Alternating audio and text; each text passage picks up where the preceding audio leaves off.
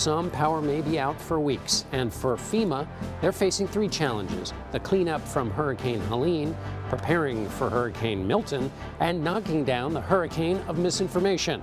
We'll have reports and also try to knock down some of the dangerous lies ourselves, from the truly idiotic to the more pernicious. The presidential campaign rolls on. We'll update you on that. Early voting has started in Arizona.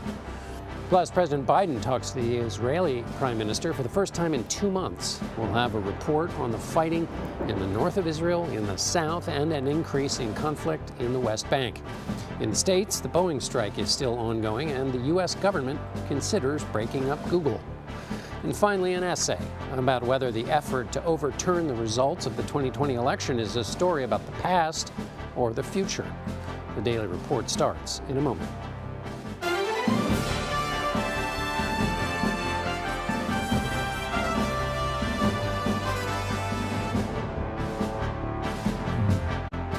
Hello, thank you for joining us. It is 6 p.m. here on the East Coast. Hurricane Milton will make landfall in Florida in just hours. Now a Category 3 storm, forecasters predict Milton will bring life-threatening conditions of 125-mile-an-hour wind and up to 15 feet of deadly storm surge in some areas. The rain is already pouring down. The time to evacuate over. First responders will soon be unable to help any residents who choose to stay until after the storm has passed. The hurricane's path stretches from Tampa to Fort Myers. More than 3.3 million people live in that path. President Biden says he sent a surge of resources and rescue teams to Florida in order to be as prepared as possible. At this point, evacuation is probably difficult. So I encourage people to look for safer shelter. Sometimes moving just a few miles can mean the difference between life and death. We've already approved emergency declarations for Florida. We have thousands of federal personnel on the ground, and we've staged and are ready to go. We have 20 million meals, 40 million liters of water. Time-lapse video taken from the International Space Station shows just how massive this storm has become. FEMA already had 1,000 personnel in Florida as a part of its help in recovering from Hurricane Helene. An additional 1,200 agents have been sent now to help with search and rescue efforts following Milton. The agency's director says the response to Milton will not take away from the recovery effort in other states hit hard by Helene. In North Carolina, where at least 120 people died from Helene, the state's governor says the recovery effort has made significant progress. Power outages are now down under 81,000 from 1 million. Almost 700 drinking water systems in the disaster counties are back to normal, with more coming online each day. But in Florida, any recovery made after Helene may be washed away tonight by Milton. CBS News correspondent Jonathan Vigliotti joins me now from Tampa, Florida. Jonathan, tell us how things are progressing on the ground right now.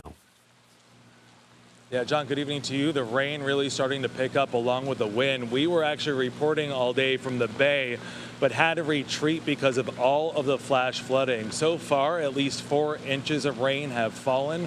We're expecting upwards of 18 inches when all is said and done. For those that have chosen not to evacuate, they're going to be riding out a storm that the mayor here in Tampa has described as unsurvivable. There are a number of threats that we've been discussing all day long, from storm surge upwards of 12 feet expected here to extreme wind.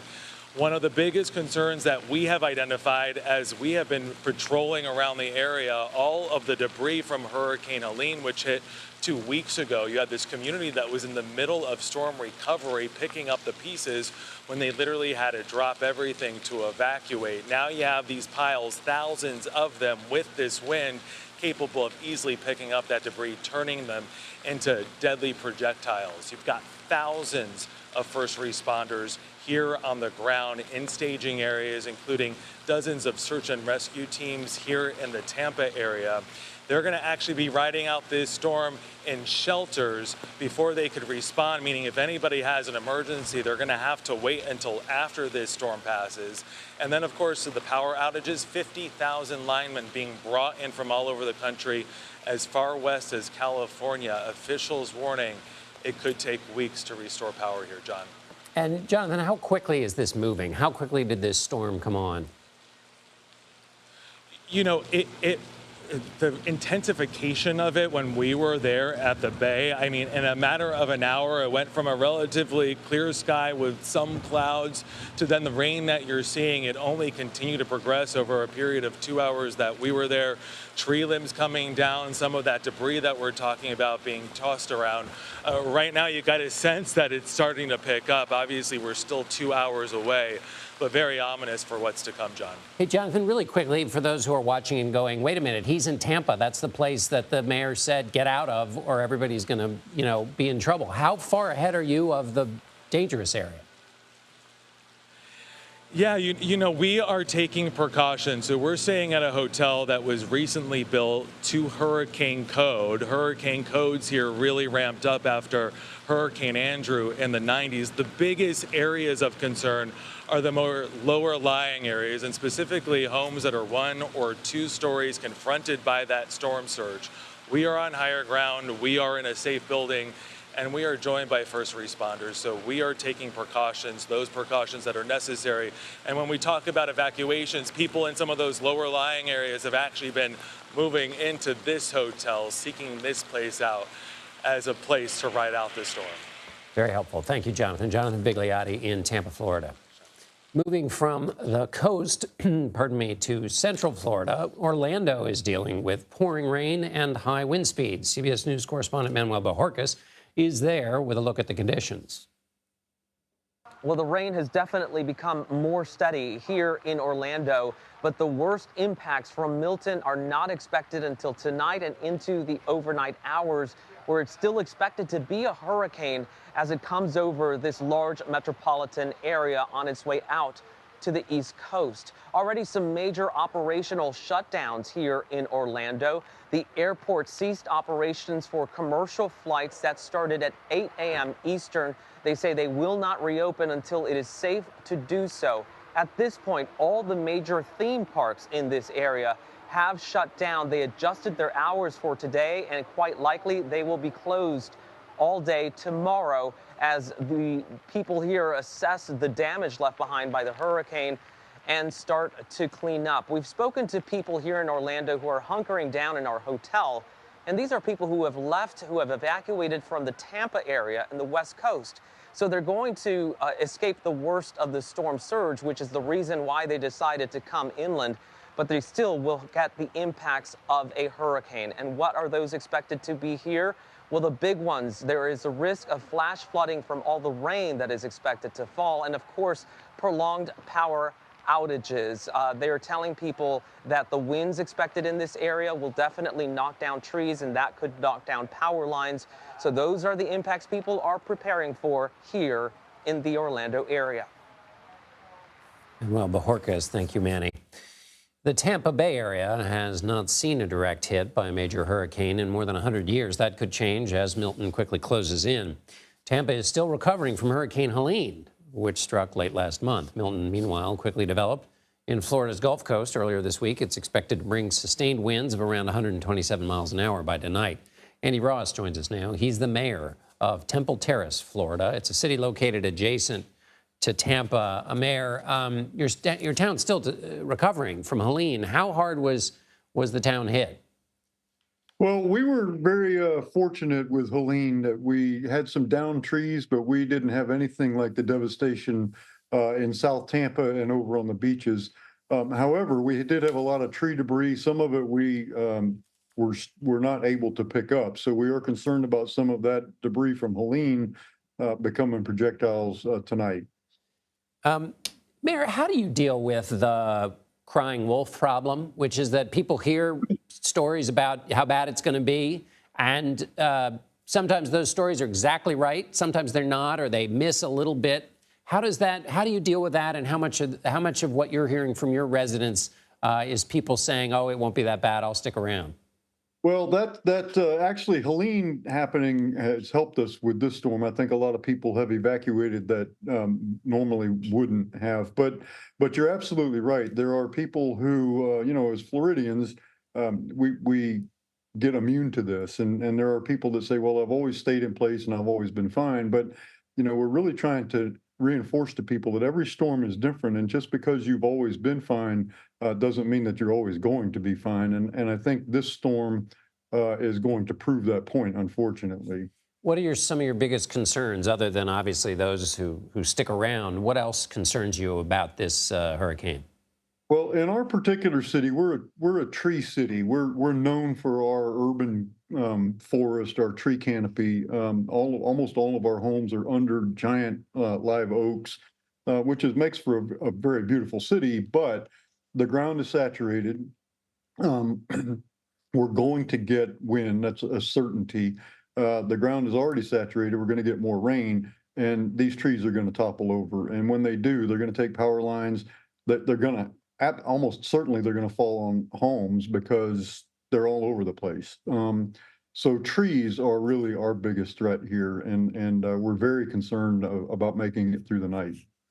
Finally, Mayor, for those of us not in Florida who don't know this drill, help us understand for you when you're talking about support before and after, when you reach out for help, tell us what the state takes care of for you and what the feds take care of for you, and how's it going in terms of, are you getting what you need?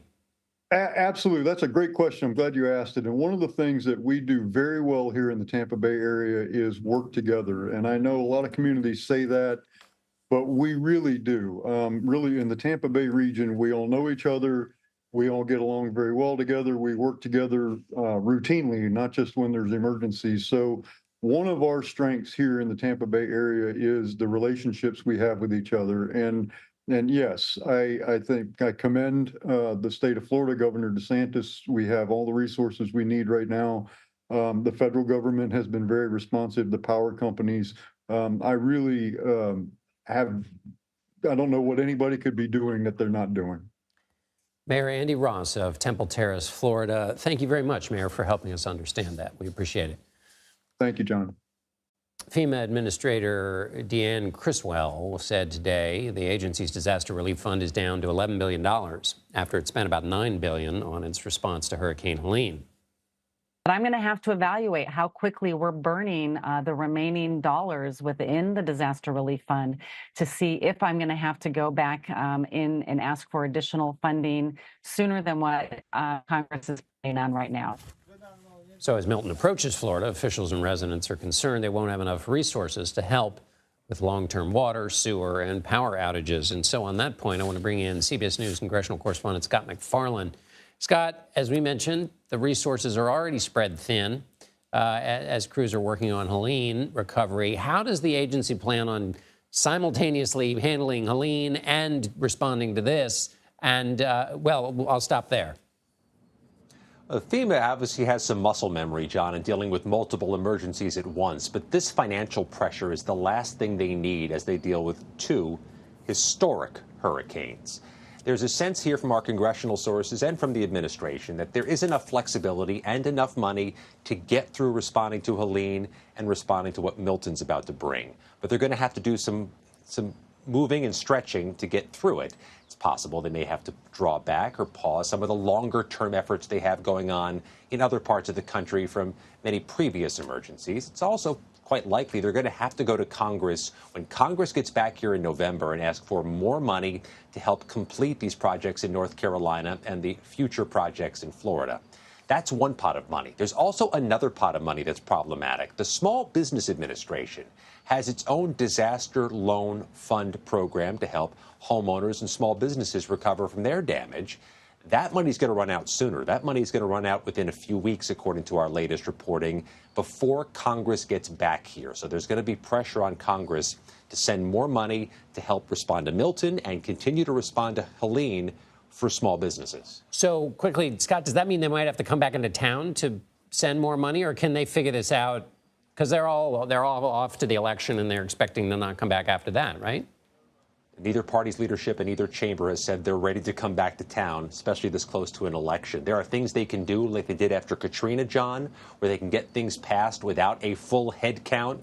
But that, too, is a heavy lift in a toxic political moment in front of a very contested election. And they got another funding fight after the election. So busy time. Scott Guaranteed. MacFarlane. Yeah, Scott MacFarlane at the White House. Thank you very much, Scott. We'll continue to track the storm throughout the hour, but first, President Biden speaks with Israeli Prime Minister Benjamin Netanyahu as Israeli operations force widespread evacuations in Lebanon. We'll have a report from the ground. Plus, presidential candidates target battleground states less than a month ago before Election Day. We'll have a wrap of today's campaigning. You're streaming the Daily Report.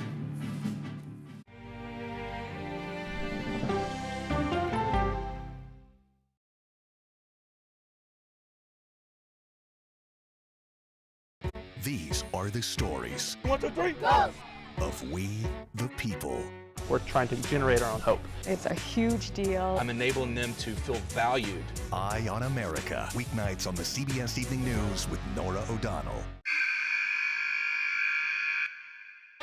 I had progressively fallen deeper into the world of online sports betting. The risk is the rush. What do you think is driving the spike in popularity? I think it's legality. If it's legal, I'm going to use it. There are ways to bet when you are 18. We've created an epidemic of child gambling. You can't walk into a male dormitory in a college campus without sports betting happening. It's America's most neglected problem. I used sports betting as a way to escape, when in reality, I'm choosing self-destruction. Whatever I had left, it was gone. The purpose of the industry is to get you to play to extinction. And that means until all your money is gone. Go to the ends of the earth.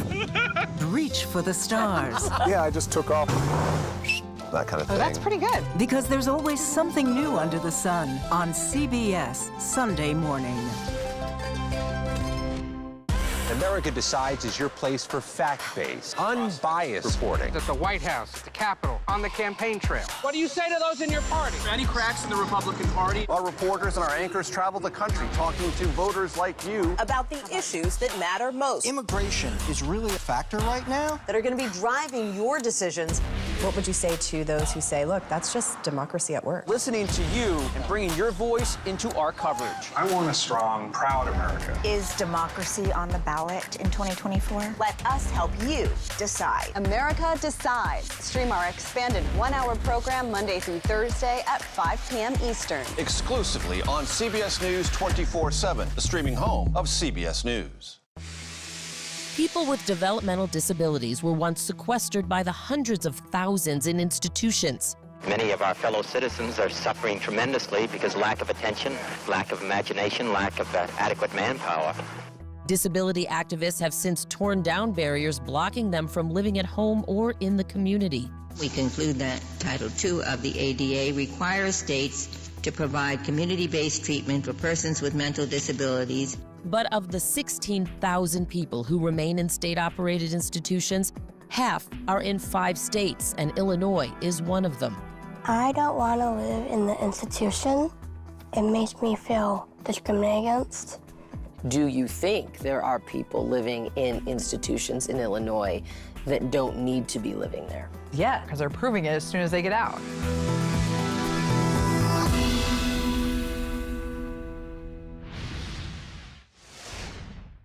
Welcome back to the Daily Report. You're looking at live footage of Sanibel Island, Florida, ahead of Hurricane Milton's landfall.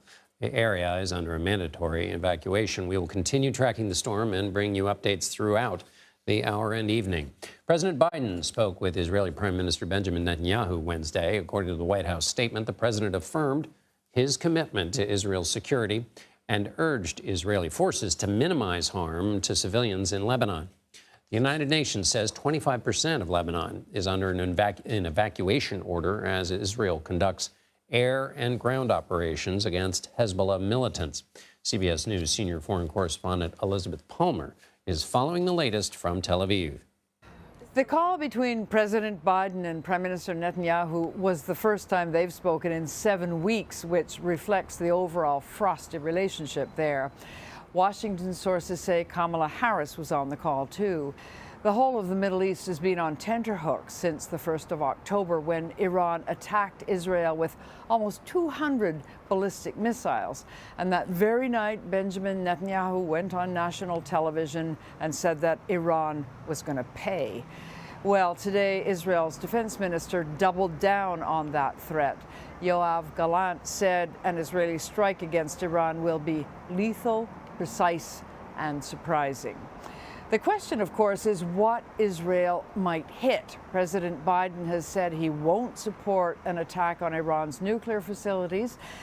America is also putting pressure on Israel not to hit Iran's oil installations, because if it did, oil prices would skyrocket and so would gas prices at the pump in America, just as the country is heading to the polls. Meanwhile, Israel is continuing to wage war on two fronts. The bombing in Gaza hasn't let up. In fact, there is a new offensive underway in Jabalia in the northern part of the Strip. And Israel ground forces are fighting Hezbollah inside southern Lebanon. Hezbollah, even though it's been weakened and is in disarray, is firing rockets into Israel. In fact, a barrage of 90 of them killed 2 people today in the town of Kiryat Shimona. John? Elizabeth Palmer in Tel Aviv. Thank you, Liz. An update to a story we brought you yesterday. The Afghan national arrested on charges of plotting a terrorist attack on Election Day did not have a special immigrant visa, contrary to the Justice Department's original information. A source tells CBS News that Nasir Ahmad Tuaidi applied for a visa, which is available to those who helped American forces in Afghanistan. And in September 2021, he was given what's known as paroled into the country. That's a term that refers to the temporary status granted while immigration requests are processed. Tuaidi's green card application is technically still pending, but it's now likely to be denied. Now to the 2024 presidential race. Republican nominee Donald Trump was in Pennsylvania today for the second time in just 5 days. Former president held a rally in Scranton. That's the birthplace of President Biden.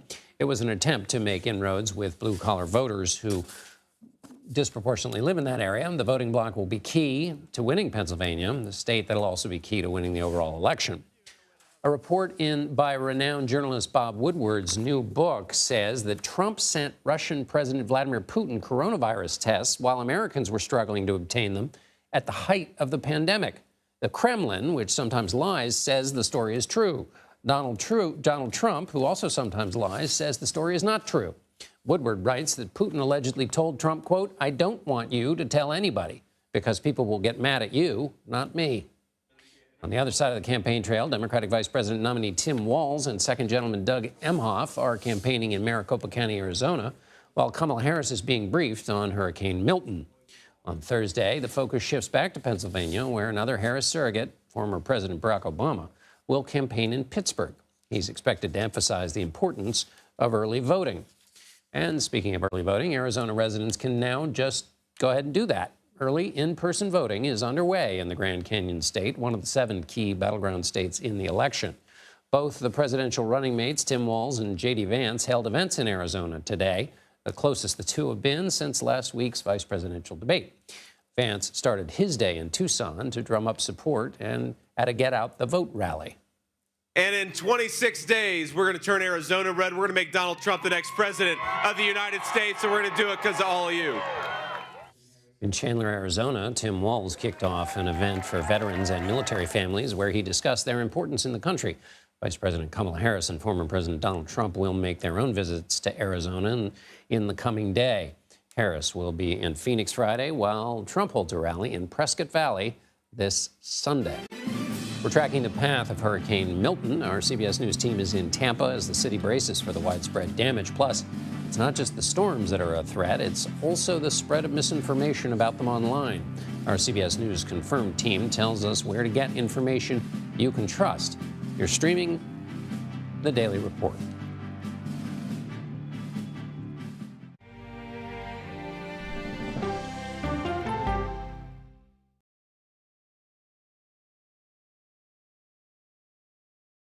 On Face the Nation, we try to have an informed conversation about the essential issues of the day.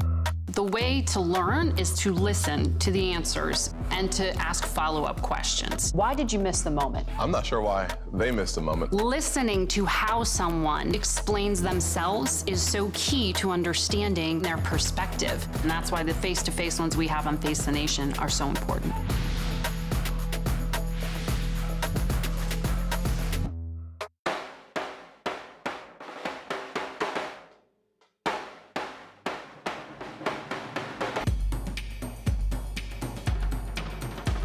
Eye on America, weeknights on the CBS Evening News with Norah O'Donnell. This case. It's like a screenplay, something straight out of Hollywood. But it's not fiction.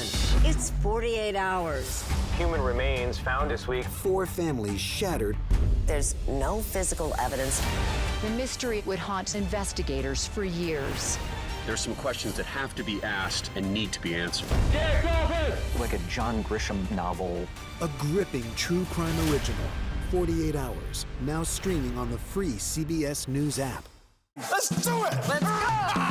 Let's do this! I can see clearly now that the rain is gone. Superstar approaching, superstar approaching. Just get your popcorn and get ready. Come on, Julia. Oh, no. I will if you will. You go, gal. Yeah, boy!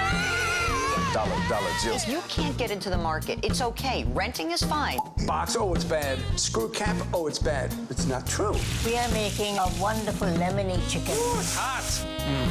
That's good. I wonder what Serena's doing. I wonder how Serena is feeling. That's a really good question. No one's asked me that yet.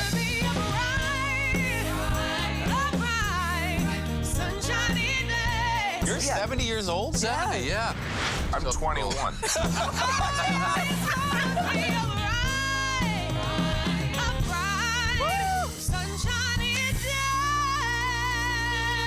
We'll see you 7 o'clock sharp. When you need your sports news all the time, We've got breaking news to bring to you. CBS Sports HQ gives you a snapshot of all the sports that matter to you.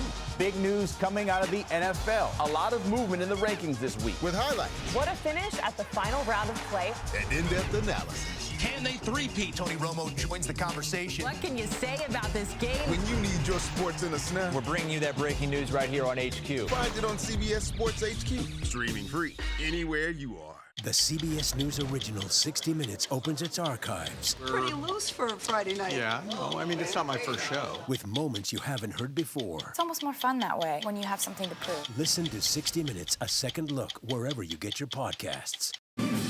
Welcome back to the Daily Report. I'm John Dickerson. Here are some additions to our top stories. Ukrainian President Volodymyr Zelensky says there's an opportunity to end the Russian invasion no later than 2025. At a summit in Croatia, Zelensky did not go into detail, only saying that the next 3 months could provide a chance to move towards peace. He added that Ukraine is still counting on support from Western allies.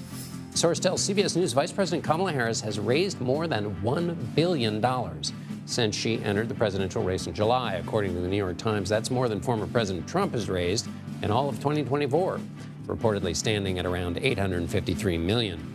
Hurricane Milton is just hours away from making landfall. The latest forecast track shows the storm hitting near Sarasota, Florida, tonight between 9 and 10 o'clock. At this time, it is expected to reach land as a Category 3.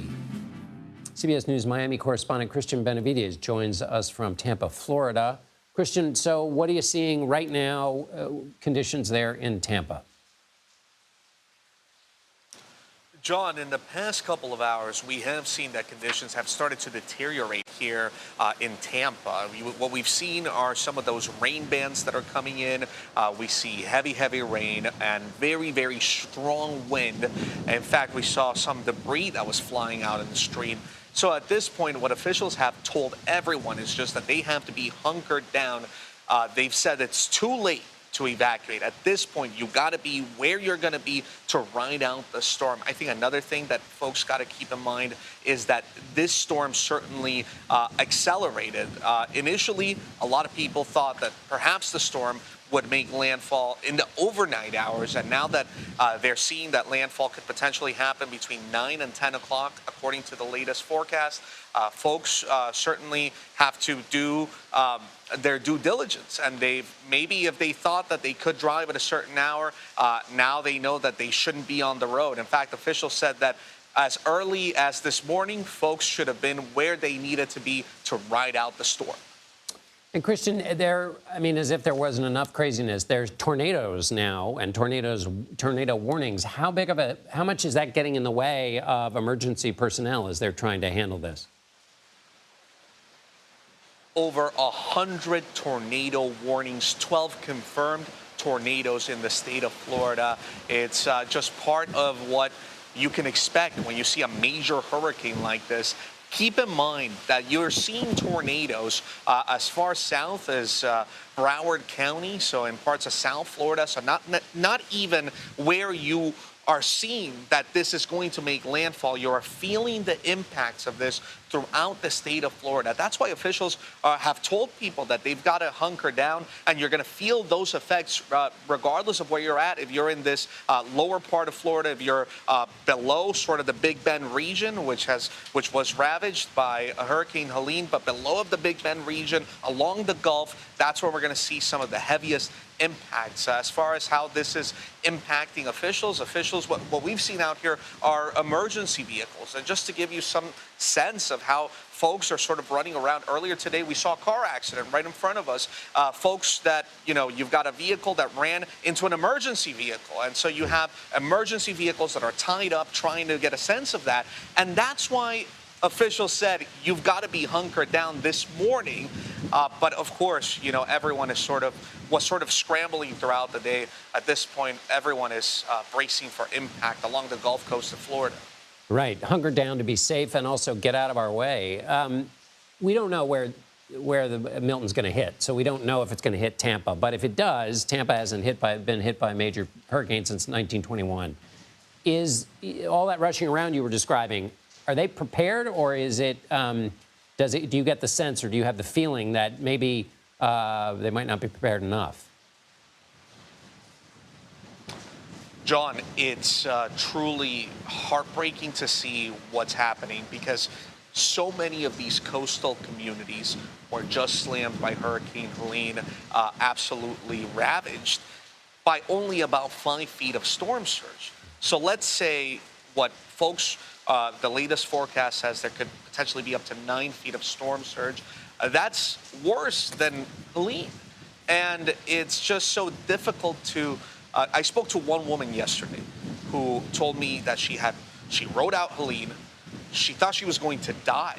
The water that came into her home was almost up to her neck. Lived in St. Pete Beach for 44 years and had never seen storm surge like that. And Helene was about 100 miles from the coast from here. So because those communities were already impacted, you had folks who throughout the day were just sort of salvaging whatever was left over from Helene, because people had already lost nearly everything that they had accumulated. And it's just so heartbreaking to think about that.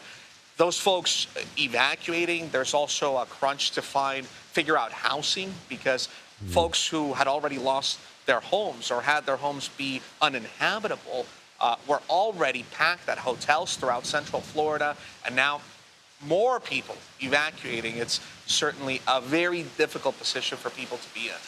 Christian Benavides in Tampa, Florida. Thank you so much.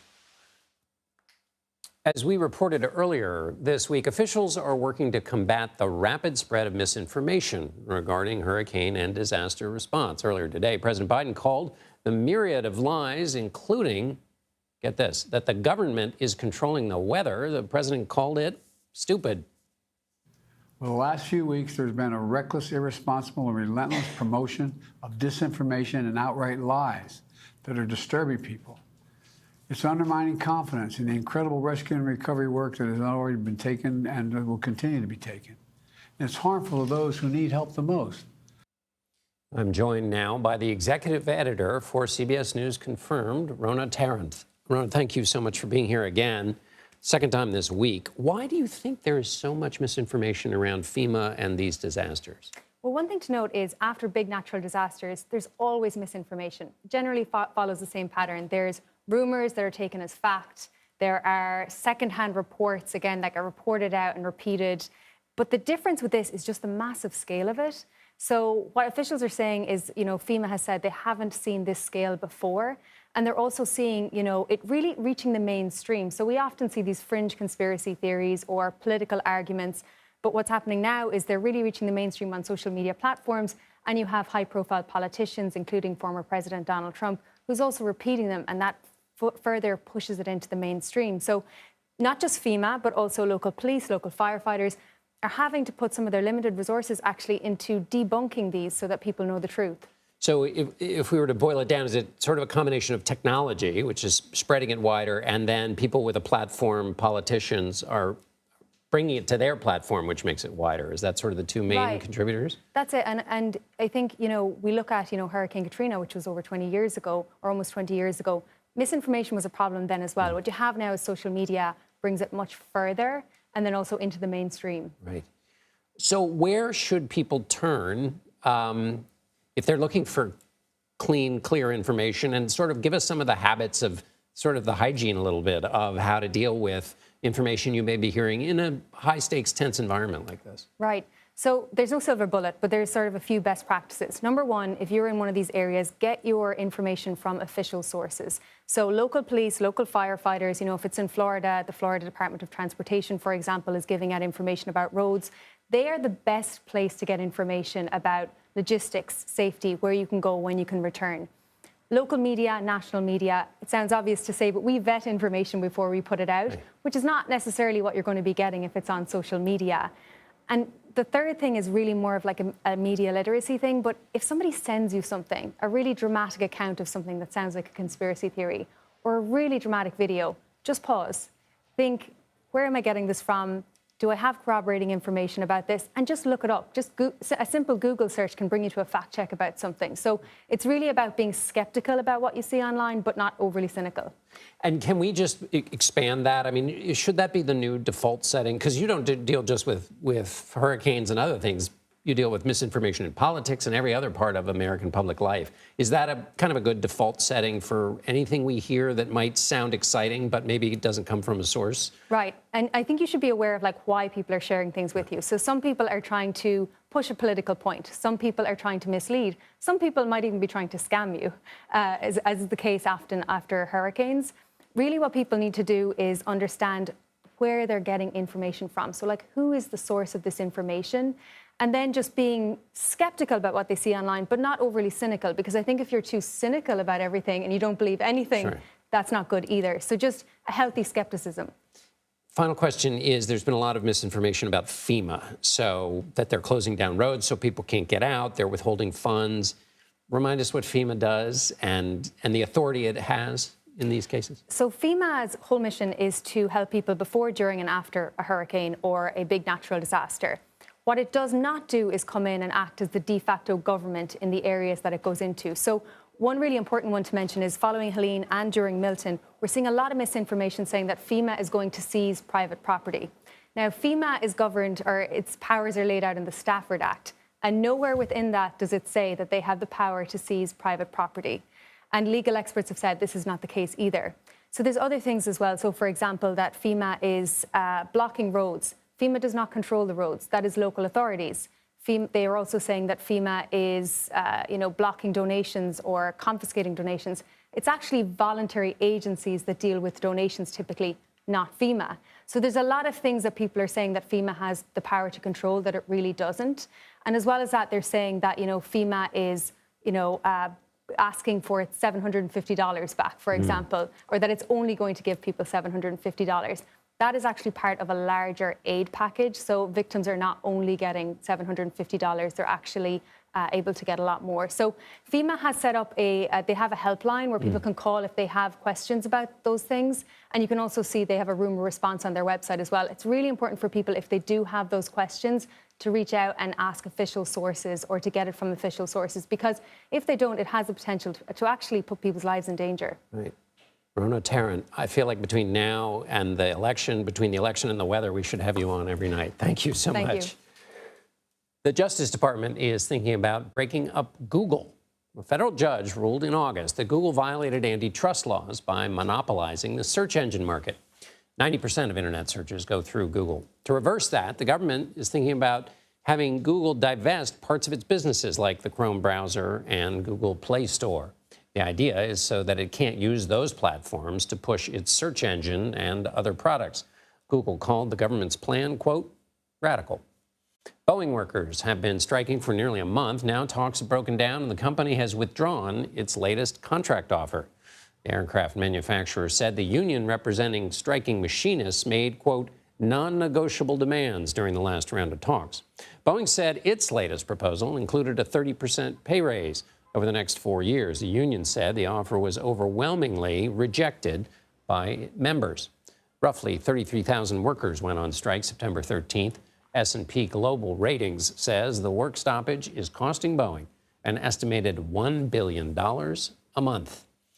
The union's demands include a 40% pay increase over 4 years and return of pensions. No new negotiations have been scheduled. Major conflicts have erupted in the Middle East. That includes escalating violence among Israeli settlers and Palestinians in the West Bank. Our Haley Ott shows us how this is affecting the residents. You're streaming the Daily Report.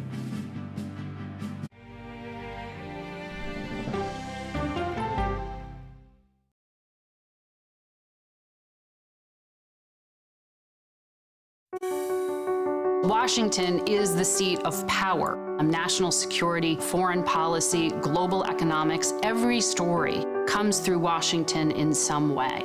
We bring some of the most powerful voices in America to the table. We don't just ask the questions, you have to go deeper. We try to understand what's at the heart of the issue we're talking about, to then come forward with solutions. Face the Nation on CBS. The justices ruled that Harvard and the University of North Carolina violated the Constitution. In the aftermath of the Supreme Court decision to end affirmative action in college admissions, uncertainty sets in for some students of color. Affirmative action really gave us an equal opportunity. CBS Reports explores the historic decision and what it means for those chasing an opportunity to change their lives. I knew that college was the ticket to break this cycle. The end of affirmative action, now streaming on the free CBS News app. America Decides is your place for fact-based, unbiased reporting. At the White House, at the Capitol, on the campaign trail. What do you say to those in your party? Any cracks in the Republican Party? Our reporters and our anchors travel the country talking to voters like you about the issues that matter most. Immigration is really a factor right now that are going to be driving your decisions. What would you say to those who say, look, that's just democracy at work? Listening to you and bringing your voice into our coverage. I want a strong, proud America. Is democracy on the ballot in 2024? Let us help you decide. America Decides on CBS News 24/7. Stream our expanded one-hour program Monday through Thursday at 5 p.m. Eastern. An original documentary from CBS Reports. AI is among the most world-changing technologies ever. Curing diseases, scientific breakthroughs, making lives better. They can help us with medical discoveries, scientific discoveries, doing better agriculture, having cures for things like Alzheimer's. It's also going to really transform the way we work. The uplifting potential of artificial intelligence is limitless. It gives you a friend, somebody to chat with 24/7. That is non-judgmental. He makes me feel loved and desired. And so are its downfalls. The problem with all this AI is that it's unpredictable and uncontrollable. The choices we make now will have lasting effects for decades, maybe even centuries. The ChatGPT revolution, now streaming on the free CBS News app. We are about to see American weapons in the hands of Mexican cartels. A gun pipeline to Mexico. We are arming the cartels. 100%, no doubt about it. Happening right under our noses. Who's doing something about this? Nobody. A CBS Reports exclusive. Most Americans have no idea that we are effectively arming the enemy next door. This is the story the American people need to know. Arming cartels, now streaming on the free CBS News app. Welcome back to the Daily Report. What you're watching right now is live footage of Naples, Florida, courtesy of EarthCam. In the past 2 years, 5 named storms have battered the pier that you see here. Hurricane Milton, it'll be the 6th. We will continue tracking Milton and bring you updates throughout the evening. The Hamas-controlled health ministry in Gaza says the death toll there has surpassed 42,000 people since the war with Israel began last year. The conflict has also affected the Israeli-occupied West Bank, where rights groups say there's been a surge in violence and settlement building. CBS News reporter Haley Ott has more. So around now is when you pick the olives? I don't know. Palestinian-American Hossam Ida was preparing to harvest his olives last year in the occupied West Bank when Hamas's brutal attack on October 7th changed everything. I couldn't go. They stopped me. They wouldn't let you go to your own land? No, they don't let us. Armed Israeli soldiers blocked Hossam from many of his olive groves, and he hasn't been allowed back since. They told me because they are in a war, they said, well, you get out here or otherwise we're going to shoot you right there. Rights groups say illegal Israeli settlements have expanded in the West Bank since October 7th last year, many in agricultural land, and that documented instances of violence by settlers against Palestinians has increased dramatically. Israeli settlers can attack Palestinians, steal their property, take over their land with almost total impunity, and the willingness of most Israelis to even think about this and care about this has been completely annihilated post-October 7th. Sarit Mikhaeli is the international advocacy lead for B'Tselem, a human rights group that monitors the Israeli-occupied Palestinian territories. For Palestinians in the West Bank, if a settler, a violent settler, decides to come into your home, to take over your land, to steal your olives that you picked, they will not only not have anyone resisting them, they will have the authorities on their side. From Hassam's roof, we can see new buildings in one of the olive groves he's been prevented from accessing. He worked for 25 years in the U.S., saving to buy the land near his West Bank home. From this side and that side is mine. You've been working and using your earnings to buy this land. That's all. Why did you want to do that? I love the land. And when you love the land, you do anything. Now, the only way Hassam can see his olive trees is from a distance. He drives us to the boundary of his land, but it's too dangerous to even get out of the car. You can see your olive trees, but you're not allowed to go to them. How does that make you feel? I feel so sad, so mad that I couldn't do anything about it. What do you think about the future after this last year? You know, I have the right to go to the United States. I have my American passport. I have all my kids born in the United States.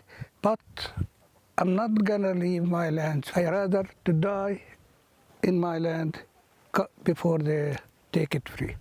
Haley Ott, CBS News, Sinjar in the occupied West Bank.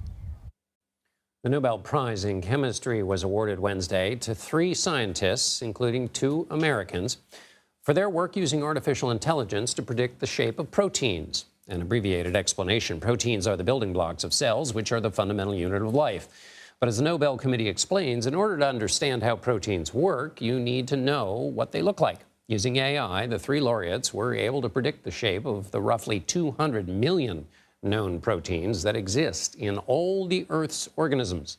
Before now, it would take months or years to learn the exact shape of any specific protein. This could change how we understand things like antibiotic resistance, as well as lead to the discovery of new medicines. A record was set in mountain climbing. The last man who held this record was 30. The new one is 18. How did he reach that summit? By climbing 14 others.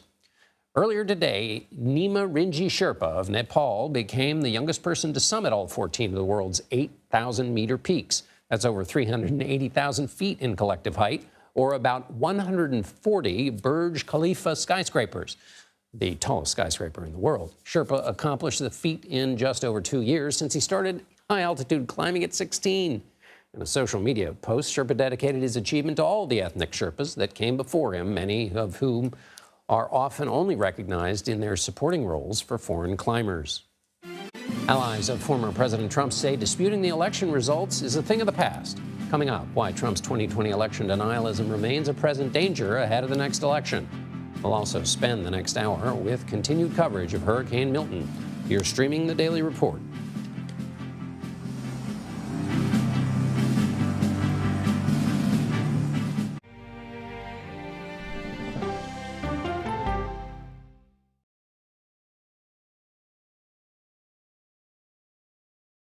Go to the ends of the earth. Right now. We got something crazy. And reach for the stars. Here we are. Time. Yes, it's my comeback. Hey, this is pretty fun. But wait, there's more. Experience thought-provoking. Welcome to the idea of being a human being. Innovative and truly original reporting. Look through a telescope and go, wow. Because there's always something new under the sun on CBS Sunday morning. At this moment, terrorists could be plotting another attack. 9/11 triggered a counter-terrorist system that included a secret database. This person needs a closer look. A growing list of nearly 2 million people, including some Americans who say they're innocent. For 1 hour flight, I have to spend 6 hours to go and come back. CBS Reports explores the system, the people responsible for it, and those pushing for change. I'm not fighting against them. I'm fighting for them to do the right thing. The Watch List, now streaming on the free CBS News app. Don't miss true crime anytime you want, anywhere you go. With the 48 Hours podcast. Real crimes, real lives, real justice. There's some questions that have to be asked and need to be answered. Listen to 48 Hours on Apple Podcasts. An original documentary from CBS Reports. Imagine yourself in Manhattan with no police, no army, no mayor. The people of Haiti stare down poverty, corruption, natural disasters, and violence. 90% of the guns that are used by gangs in Haiti are American guns. But with an unbreakable spirit and eternal optimism. There are days where I cry, but we can't be discouraged. We still believe in Haiti. They're still able to look ahead with hope. Haiti is on the brink of transformation, a radical shift. Nations are coming together and saying things must change. Fighting for Haiti, now streaming on the free CBS News app. Hey there, welcome to The Uplift. I thought she was a groom, and I stepped back and I went, oh, you're the queen. She's going to be with me every instant that I'm alive. I just wanted to see if you'd go to Disneyland with me today. I look over at him and he's smiling. I'm going to remember that the rest of my life. They told us when he was going to be born, he was only going to live for 30 minutes. It's really a miracle that he's with us today. The Uplift. Stream now on the free CBS News app. When you wake up in the morning, we want to be your go-to team. On our places, bright, shiny faces. I don't go to work in the morning. I go for coffee with my 2 good friends, and we talk about the world. Your morning routine just got better. CBS Mornings. A CBS News investigation. People looking for love, finding their life savings gone. This could happen to anybody. And sometimes losing their lives. Anything for love. Now streaming on the free CBS News app. The old adage about learning from history says those who cannot remember the past are condemned to repeat it. Donald Trump's allies have a modification. If we don't repeat the past, maybe nobody will remember it. They apply this to Donald Trump's actions after he lost the 2020 election. Tim, I'm focused on the future. But as J.D. said tonight, he's focused on the future and the future that Donald Trump can restore to America. You want us to litigate things that happened 4 years ago when we're talking about the future. We're not going to talk about what happened in 2020. This creates a gap in history. Donald Trump's supporters want to talk to voters about every good thing they say Donald Trump did from January 2017 to November 2020. Then they want to jump in time a couple of months and pick back up again, talking about all the bad things that they say happened during the Biden years. What they don't want to discuss are the actions Donald Trump took during the 2 months that led to this.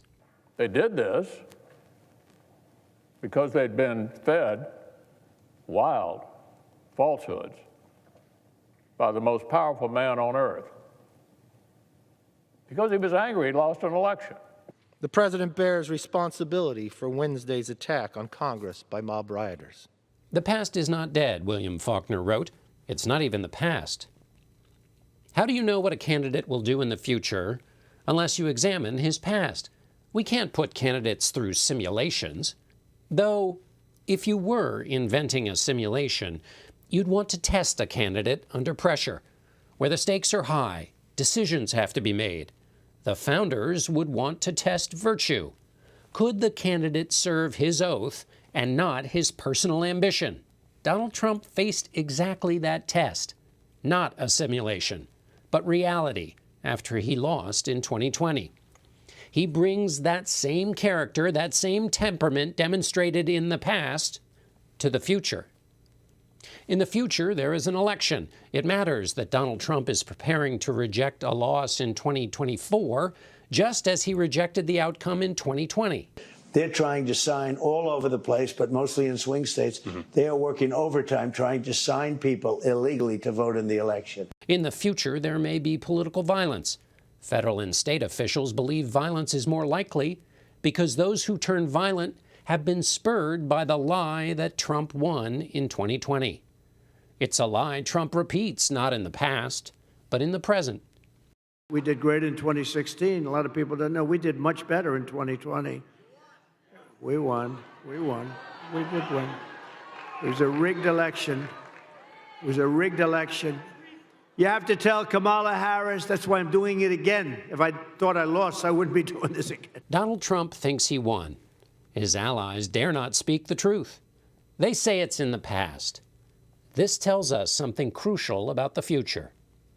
What will happen in a future Trump presidency when reality again presents facts as inconvenient as the fact that he lost in 2020?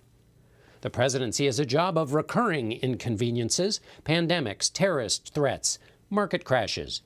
A team that comes into office practiced at shielding the president from inconvenient facts, allowing fantasies to guide him, and distracting the public from plain truths will find reality operates by different rules. Repeating these tactics in the future invites the same disaster they want to bury in the past. Up next, our continuing coverage of Hurricane Milton. For all of us here at the Daily Report, thank you for spending the hour with us.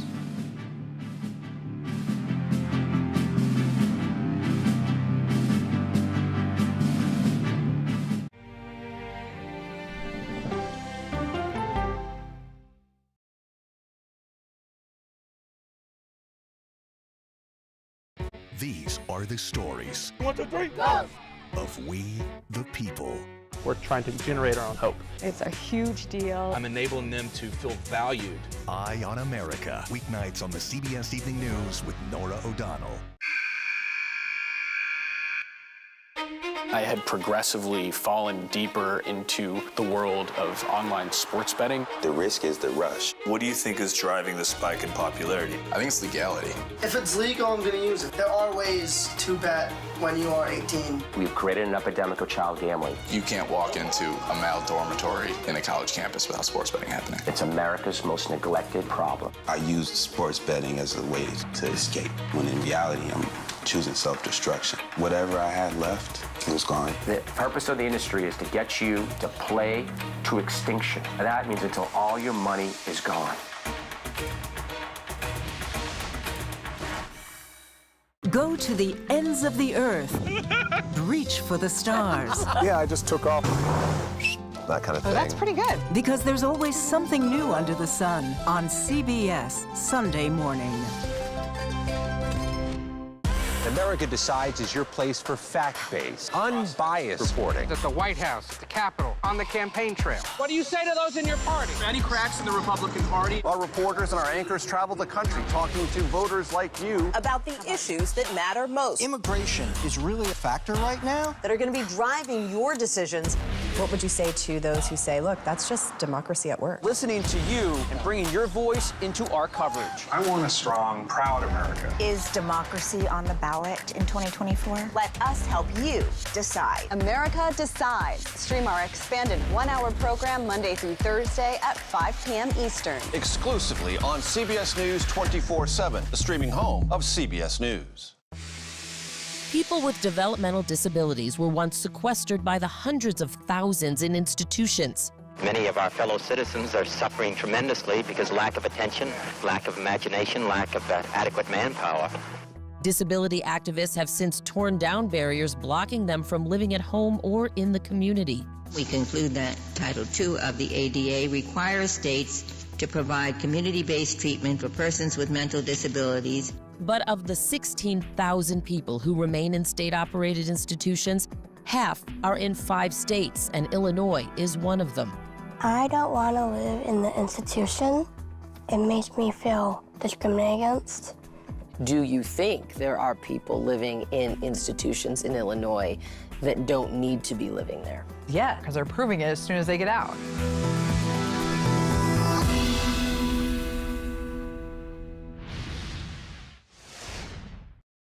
Eye on America, weeknights on the CBS Evening News with Norah O'Donnell.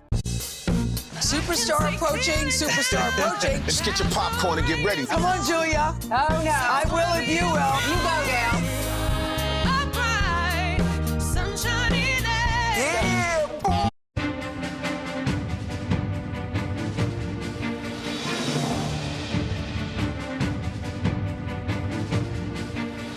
Hello, everyone. I'm Chanel Call. Thanks so much for joining us. It's 7 p.m. on the East Coast. Hurricane Milton is hours away from making landfall in Florida. Already, flooding has begun in some coastal parts of the Tampa Bay area. That city has not been in the direct path of a storm like this in over 100 years. Forecasters are now warning of potentially life-threatening conditions, with storm surge possibly reaching up to 15 feet in some places. Now, for those who have not yet evacuated, well, the time to do so has passed. Emergency response is no longer able to come to the aid of anyone still inside an evacuation zone, and they will not be able to reach those areas until Milton has passed. President Biden says he has sent a surge of resources to Florida ahead of what's expected to be a devastating storm. Both the heads of the National Hurricane Center and the National Weather Service made it very clear in conversations I've had with them earlier today.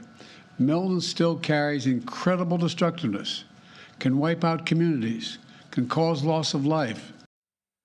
Hurricane Milton is expected to bring extremely dangerous flooding, storm surge, and winds along the west coast of Florida.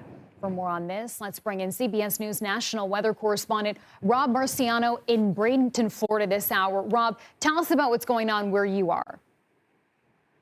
The winds continue to ramp up, Chanel. Matter of fact, we just got issued an extreme wind warning which the National Weather Service only issues really when a major hurricane is coming ashore, which means that winds in excess of 100 miles an hour are very much possible. We've seen them gust to hurricane strength so far, not sustained there. The center of this storm is now about 40 miles, maybe a little less than 40 miles off the coastline. So it's very, very close and moving in this direction at about 15 miles an hour. So that means that landfall is going to be probably around 8, 9 o'clock tonight, but it will take all night to traverse across the state. So the path of this thing is coming really right to Bradenton, up towards the mouth of Tampa Bay. So the storm surge that we fear with these strong winds pushing that water up will be from here down to the south across Sarasota Bay, down to Punta Gorda, Port Charlotte, Fort Myers. That's where the highest wind surge is going to be, and that's happening now and will continue to happen as we go through about 10, 11 o'clock tonight, really after midnight, if the winds keep pouring onshore. So we have that factor. We've had a number of tornadoes throughout the day, over 100 tornado warnings across central and southern Florida. There's not much of this state, really, that's going to escape this thing. Matter of fact, some of the highest wind gusts earlier were on the east side of the state, up to 72 miles an hour. St. Augustine, a half a foot of rain and climbing there. We'll probably see 10 to 18 inches of rainfall along the I-4 corridor between Tampa and Orlando here overnight tonight, and they've already been saturated. So that's where the flash flooding is going to occur, and obviously these winds are going to start unleashing some damage across the central west coast of Florida here over the next several hours. Rob, we can see that it's quite a dicey situation even where you are right now. I wonder if you can talk about just the sheer power of this storm. Well, you know, it exploded to Category 5 to 180-mile-an-hour winds. I mean, we've only seen a handful of these storms, and most of them have been in the Gulf of the Northwestern Caribbean, rapidly intensify the way this storm did. Climate change certainly playing a role. That made everybody's heart stop. Thankfully, it has come down a little bit in intensity, but it's grown in the size of its wind field. So it's alarming nonetheless, and all the water that's been pushed up while it was a Cat 5 is now coming ashore. So we're happy that it's weakening to a Cat 3. Yeah, but it's got winds that extend far out from the center, and it will be like a large tornado plowing across the state from Sarasota to Tampa, just north of Orlando, and across the Space Coast through tomorrow morning. So that's what we're looking at here over the next 12 hours, Chanel. Yeah, and tell us about which areas are now in the storm's path.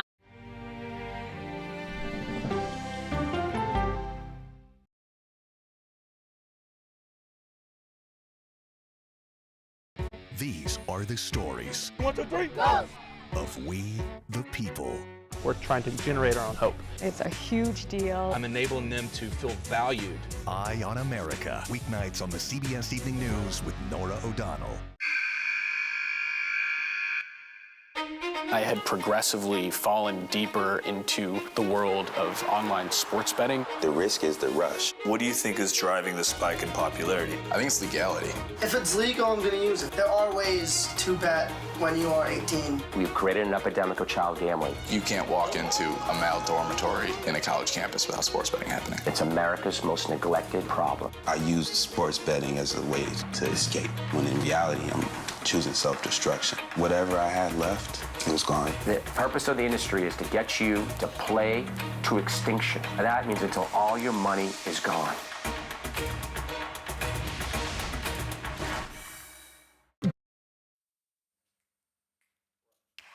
And Kissimmee, Florida is another city directly in Hurricane Milton's path as the storm now approaches. Joining us now to tell us how Kissimmee is preparing for Milton is Mike Steigerwald. He is Kissimmee's city manager. Thank you so much for being with us. Mike, I want to start with asking you what your biggest concern is this hour in terms of potential impact. It's actually twofold for us, really. First, as the gentleman that was on just a little earlier was speaking of, we are expecting a significant amount of rain. We could get upwards of 10 to 15 inches of rain, which is for any area is significant. But for an inland community like ours, we're the headwaters of the Everglades. And so a lot of our tributaries that come through town, are susceptible to, strong flood events. And so that's a concern for us. In addition, the wind is going to be significant with this event. Again, being an inland community, we don't typically get hit with full hurricane strength winds from these storms. They typically die down to tropical storm force winds by the time they get to us. And in this case, we're projected to see consistent winds within the 70s to 80s range, and we could get gusts of upwards of 90 miles an hour, which is something that we're not typically used to here. So, Mike, what is the city doing to protect itself right now? We have about a quarter of our city workforce, well over 200 people that are stationed at strategic locations throughout the city that are ready to respond once the winds are safe for us to go out into. And that's something that we typically do with all storms. In particular with this storm, because we are anticipating some flooding, we did conduct some operations to voluntarily evacuate people from the low-lying areas, provided transportation, made our parking garages downtown available for residents who wanted to get their vehicles out of harm's way. And in addition, of course, like all cities do, we took preparatory measures before the storm to ensure that all of our drainage lines were clear, tried to lower the level of all of our storage basins to the best that we possibly could. And we've pre-staged pumps in areas that we know are susceptible to flooding and respond well to that type of supplemental activity. Yeah, that makes a lot of sense. Mike, for folks who maybe aren't familiar with exactly where Kissimmee is, you mentioned it's inland, and I just wonder, to share some background here, how does a community like Kissimmee hold up against, really severe, dangerously active weather like this historically? Well, historically, we're about 20 miles south of Orlando, and it's a very vegetated area. We've got a lot of tree coverage.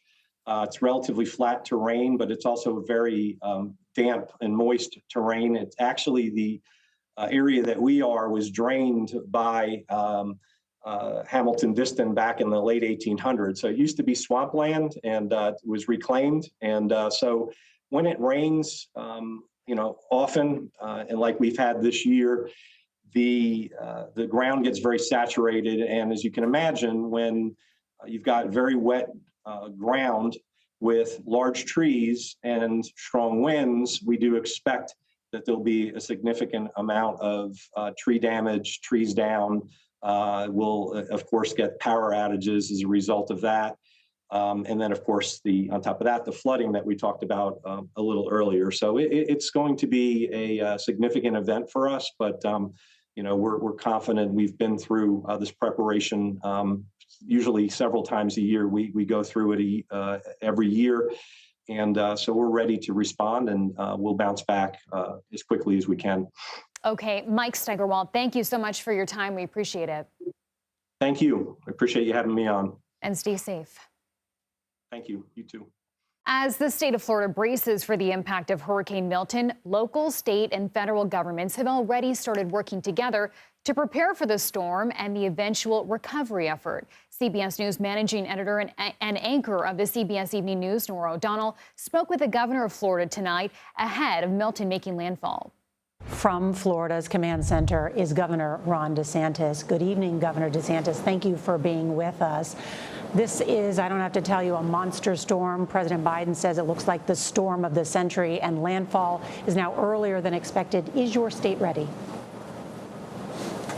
Oh, absolutely. I mean, as you mentioned in the report, we've got 50,000 linemen staged, ready for rapid power restoration. We also have a full mobilization of the Florida National Guard, as well as receiving a lot of assets from other states. And so it'll be the largest search and rescue function that we've ever done. Now, I do think a lot of people did get out, and I hope we don't have to effectuate a lot of rescues, but we'll be ready. I also would just say it has been somewhat good news that it's weakened. It's now a Category 3. It's still a very dangerous storm, but the fact that it's weakened and the fact that it's moving quicker means it's going to come ashore before we hit high tide. That may mean you have a mitigation of the storm surge, but we're also telling Floridians it's going to be a hurricane all the way across the state. If you're on the east coast of Florida, you could get storm surge on the other side.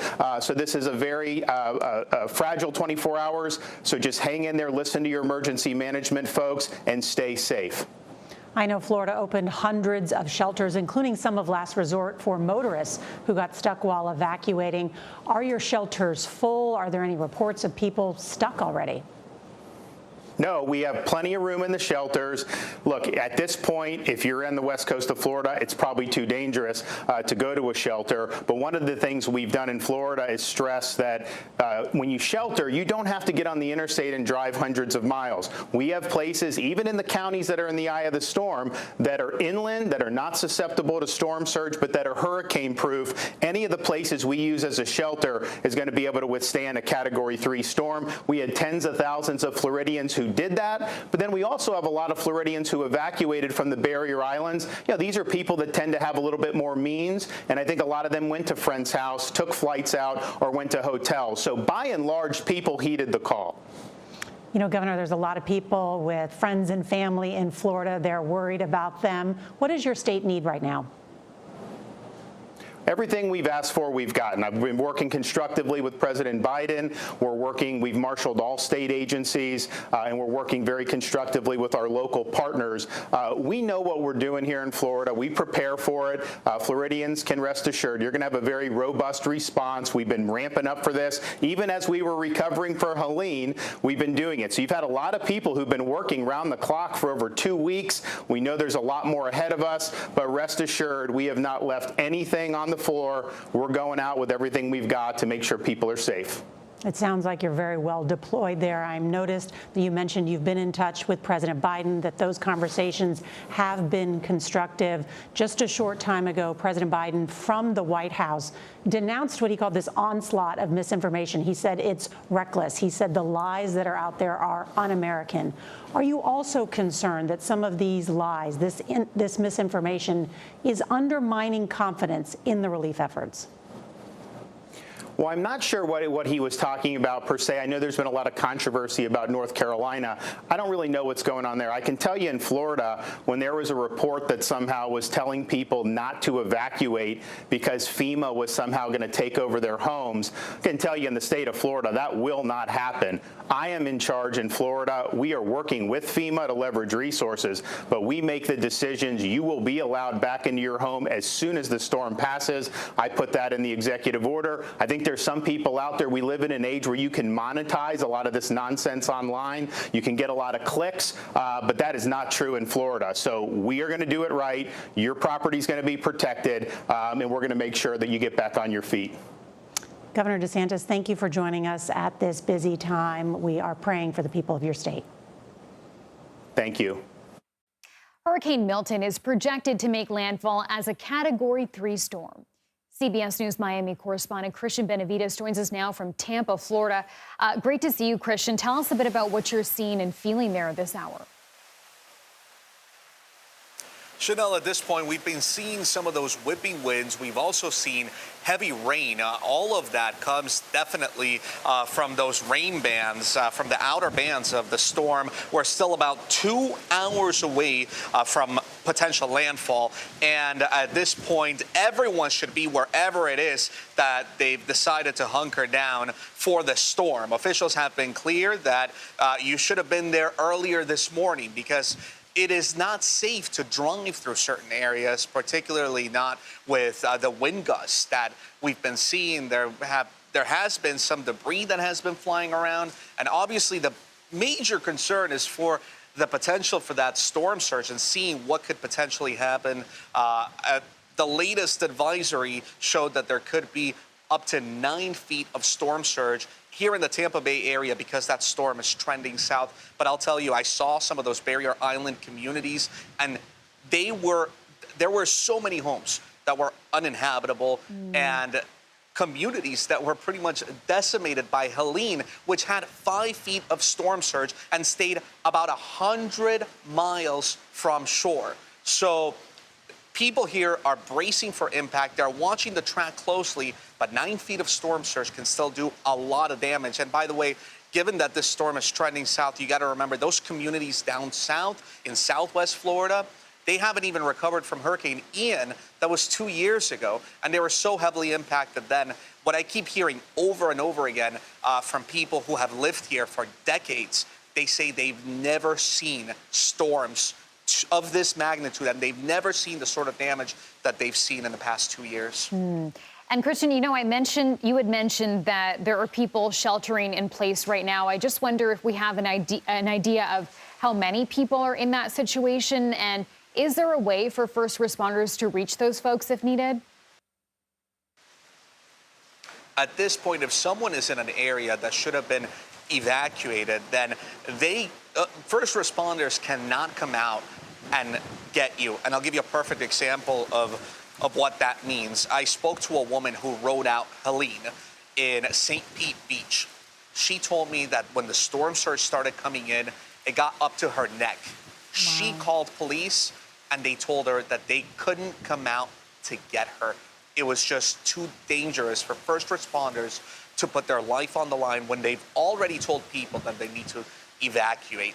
She told me that she's not going to ride out Milton. In fact, we caught up with her. She was just grabbing, salvaging whatever she could from her home. Remember, her home had just been destroyed by Helene. And that's what I keep seeing over and over again in these barrier island communities. Folks who have never gotten water in their homes are now seeing storm surge coming in, and it comes in fast, and before they know it, they're up on their kitchen countertops. I even spoke to one man where his family had to get up into the attic because they said, well, I've never had storm surge in my home. How could this be happening? And just that's what folks who live in those communities are saying. And so because of that, and because Helene just happened, I would say that for the most part, most of the folks that we've spoken to have said that they are evacuating, taking some of these warnings so seriously. I mean, in addition to that, many of those homes at this point are uninhabitable because of Helene.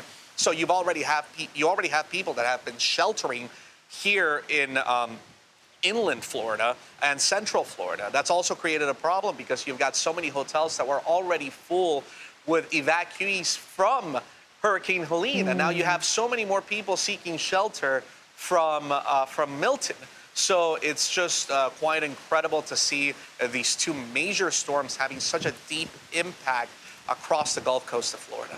Christian, people who are choosing to try and ride this out, do you know how long they might expect to be hunkered down for?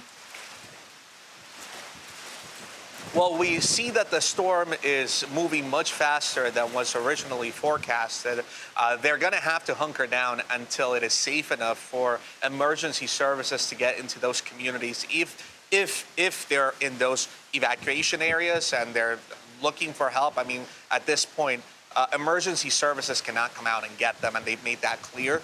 But if they've ridden out the storm and they're having to wait, they're going to have to wait until it is safe enough for emergency services to get to them. And that's why officials have been stressing. In fact, earlier today, downtown Tampa has, for the most part, looked like a ghost town. But earlier today, a car accident happened right behind us. It was a personal vehicle and an emergency vehicle, a fire truck. And the reason that I mentioned this is because officials said that everyone should have hunkered down by earlier this morning. And that's why all you see are emergency vehicles. So you got to think, you get into a car accident, you've got more debris that could go flying in addition to the debris we already have from Helene. And then on top of that, now you got emergency workers who are having to take time to deal with the car accident that took place. And again, I only mention it because that's why officials said that everyone should be hunkered down by this morning. At this point, we're still seeing the whipping winds and the heavy rain, with landfall at least 2 hours away. And, you know, we can see from your shot there, Christian, there's rain, there's heavy winds right now. Are you hearing any reports of localized flooding so far?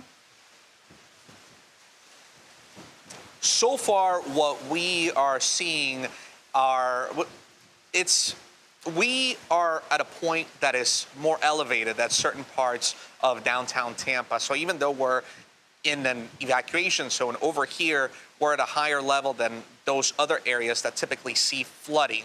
So localized flooding from where we're at, from our vantage point, is not visible. But that certainly does not mean that it is not happening.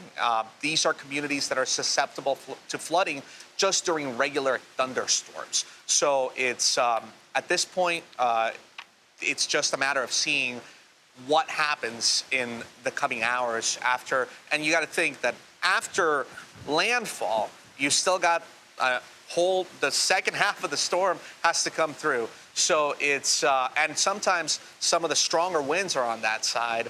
So everyone is sort of just holding their breath and seeing what could potentially happen. And Christian, you know, you mentioned emergency services. I want to pick up on that point because access, of course, is a big issue. We know Tampa General Hospital is sort of surrounded by a flood barrier that actually did hold up during Hurricane Helene. Is it strong enough to weather this storm too? They're certainly hoping so. Officials at the hospital have said that it should hold. The latest forecast shows about 9 feet of storm surge. That barrier is meant to hold up to 13 feet, upwards of 13 feet of storm surge. So in theory, it should hold. But I'll go back to what we saw on those barrier island communities where folks have evacuated from, where 5 feet of storm surge decimated communities. So there are systems here in the Tampa Bay area, because it hasn't seen a major hurricane in over a century. There are systems that are just untested, and you just don't know what could potentially happen. In theory, everything should hold. But then again, you just don't know until it actually happens. Okay, we will wait and see. Christian, thank you so much. And we will continue to bring you updates on the storm throughout tonight. For now, a quick break. Stay with us. You're streaming CBS News 24/7.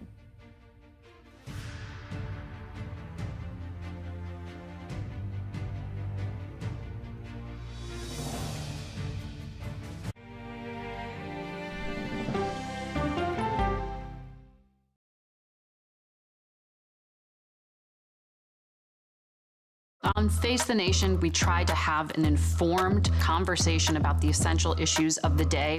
The way to learn is to listen to the answers and to ask follow-up questions. Why did you miss the moment? I'm not sure why they missed the moment. Listening to how someone explains themselves is so key to understanding their perspective. And that's why the face-to-face ones we have on Face the Nation are so important.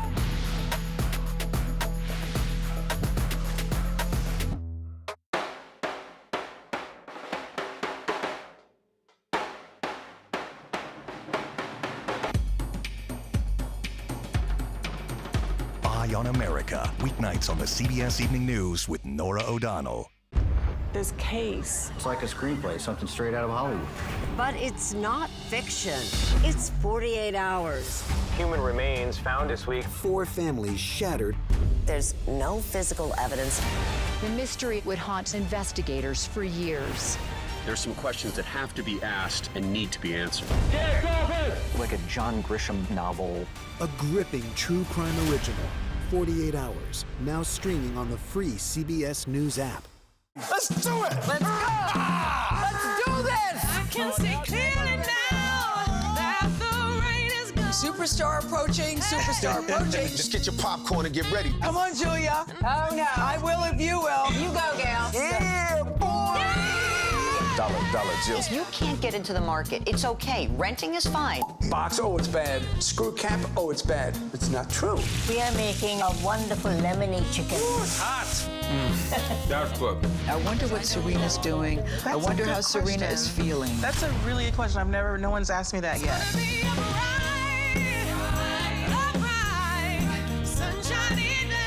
You're 70 years old? 70, yeah. I'm 21.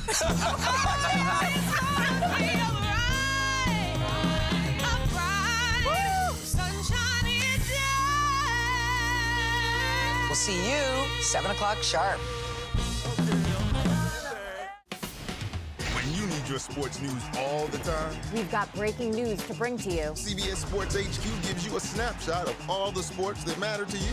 Big news coming out of the NFL. A lot of movement in the rankings this week. With highlights. What a finish at the final round of play. And in-depth analysis. Can they three-peat? Tony Romo joins the conversation. What can you say about this game? When you need your sports in a snap, We're bringing you that breaking news right here on HQ. find it on CBS Sports HQ. Streaming free anywhere you are. The CBS News original 60 Minutes opens its archives. Pretty loose for Friday night. Yeah, no, I mean, it's not my first show. With moments you haven't heard before. It's almost more fun that way when you have something to prove. Listen to 60 Minutes, a second look, wherever you get your podcasts. Hurricane Milton churns toward Florida. The state is also on high alert for tornadoes. CBS News correspondent Nicole Valdez is in Fort Myers, where the wind there is picking up strength.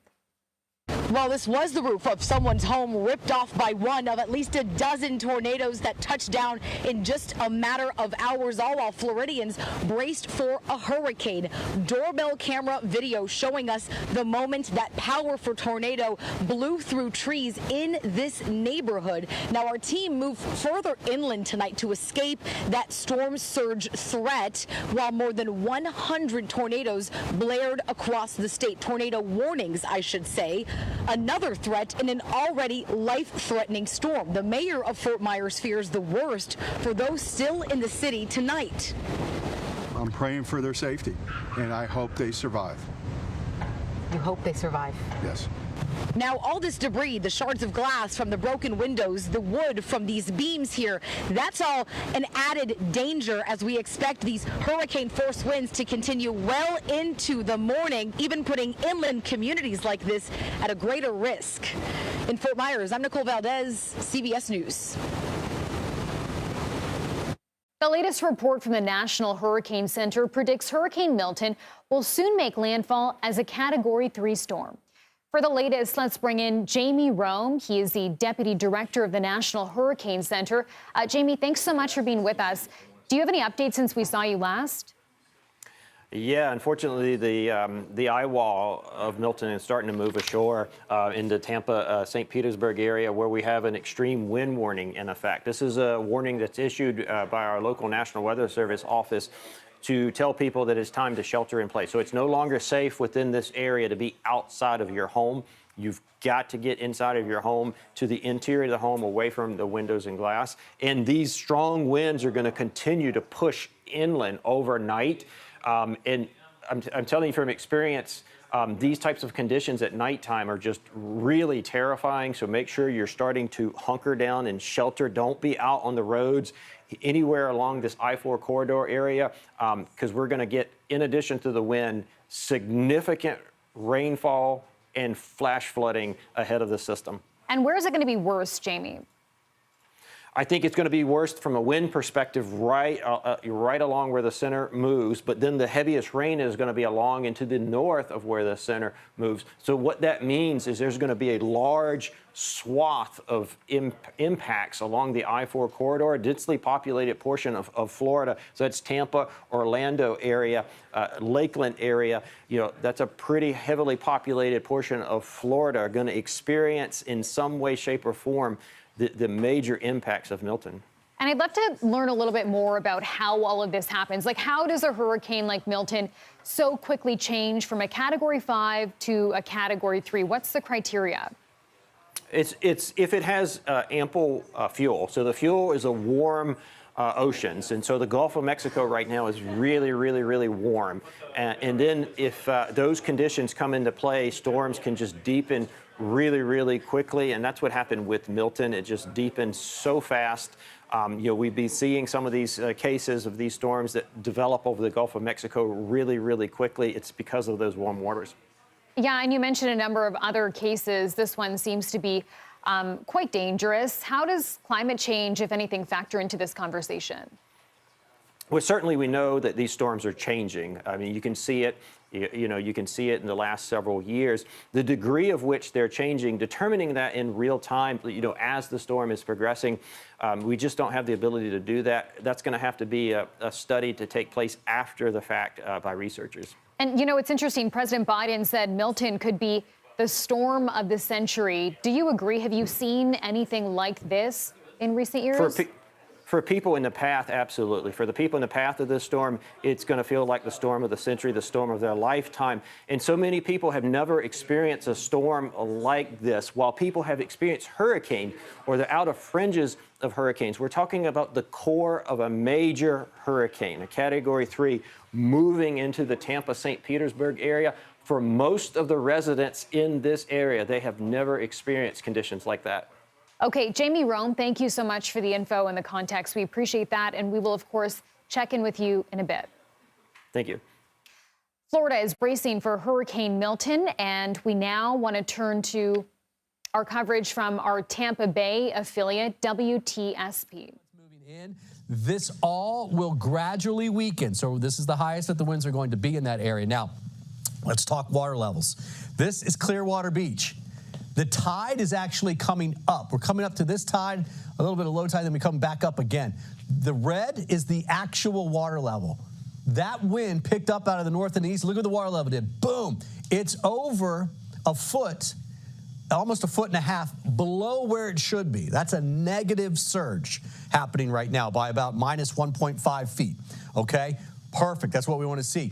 You don't see 5 to 8 like we saw with Helene here. That would be up in this range up in here, right? We saw it peaking up in